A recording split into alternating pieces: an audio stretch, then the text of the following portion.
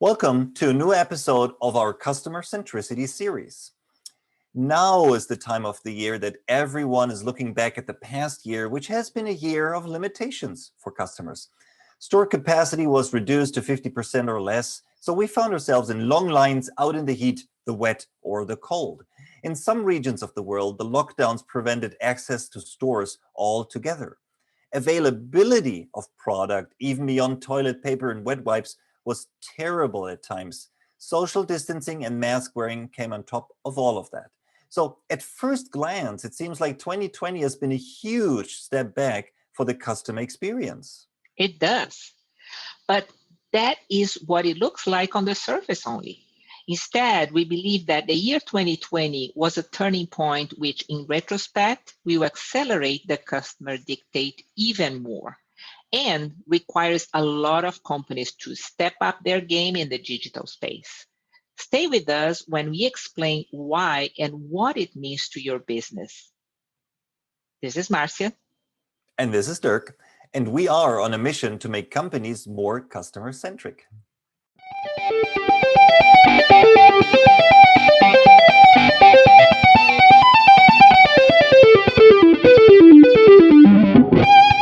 Welcome back. The year 2020 has cemented the customer dictate instead of weakening it, and here is why. Number one, channels. It was painful, but now really everyone knows how to do online. E-commerce has been growing over the last years, but it still represented only about 15% of all consumer spending in the United States. The final numbers for 2020 are not in yet, but the global reorientation to online formats will continue and become irreversible in the post-virus era. Number two, choice and decision making. People are more selective in lots of ways.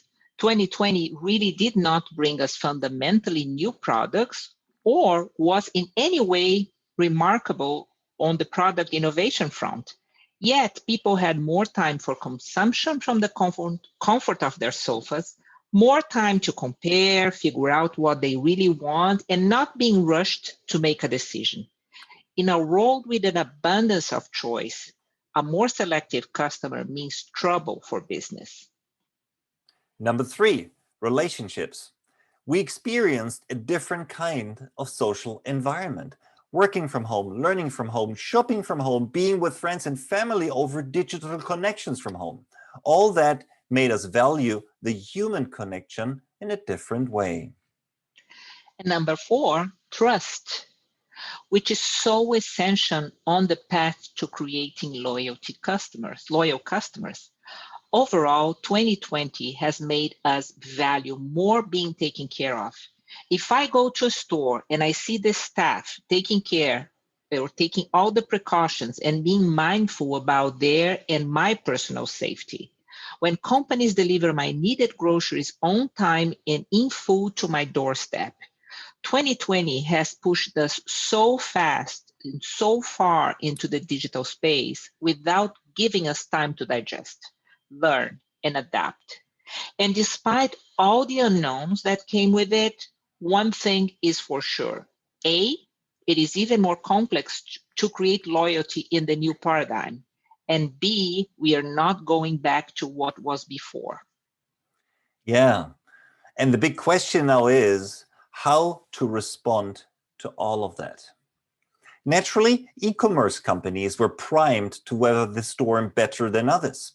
They have the know-how to create websites with great user experience, have all the infrastructure in place from payment to shipping and handling returns, and in general, make business over digital channels. It seems like the most logical thing now that everyone should do the same, to invest into the necessary infrastructure to offer a better digital experience.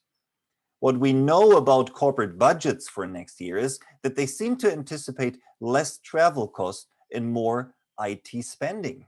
Mhm. So, and while there is no way around doing all of this, creating the infrastructure, this is only one side of the medallion. It's not the IT people that sell your products and services. For sure, they have a lot to do right now, but they're just building the bridge over which value later on will flow. Just a good IT infrastructure will not per se get you better sales. When you buy a race car and you want to win races, be sure actually to have a great race car, of course, but to have someone who can actually drive it. Mhm. The key challenge for many established companies is not to hire experts on user experience and e-commerce, but to learn how to create relationships over digital channels. We won't be going back to the 20th century when the pandemic's over. Relationships continue to drive business. How do you build and maintain relationships in the digital world? Can you just take what you have and go from analog to digital? Have the sales rep just send more emails and be available on social media instead of being on site, or just put more employees in front of a screen to operate the website chat? The answer to these questions is yes and no. There is a qualitative shift in thinking that has to happen. Think of this. No one ever really interacted with an Amazon employee, but we feel some sort of connection with Amazon. No one at Amazon has triggered that order acknowledgement email that's automated, yet we have come to appreciate it as part of the communication with Amazon, which as such is the foundation of our relationship with Amazon. Directly transferring your operation from analog to digital does not work. Yes. So, Marcia, you and I found an analogy which we found a bit controversial to use, but we decided to do it because it helped us to make the strong point here. So here it comes. So Apple has this very interesting series called C on their streaming channel, Apple TV Plus. It shows a dystopian future where humankind has lost its eyesight. And even with one sense removed, they build communities, hunt animals, and fight wars. We're watching this with a little bit of disbelief and amazement how capable and competitive they are without the ability to use their eyes. And when the light goes out, of course, in one of the later episodes, they have an unsurmountable advantage over the few that can see. So going online from a person-to-person driven business is like turning the light off. If you relied on your ability to see your customer, you are at a disadvantage in the digital world. Amazon and other e-commerce players have never had the ability to see their customers. In a way, they were born without that sense and hence developed the ability to be successful without it. The lack of retail has enabled Amazon to do things that others can't do, and they have a head start of about probably 10 to 20 years. So a website or a portal seems like the replacement for the store experience and the interaction your customers were used to, but it's not the whole story by far. Your organization has to learn how to create relationships with some of their senses removed. You don't see the customers as you used to, and the competition is just one click away for the customer. Going digital is no straight line, and you need to get your organization ready for the ride. Yes. Well, we always want to keep these short and crisp, and I feel like we could continue discussing this, and there's so much more to talk about it, especially how to do this.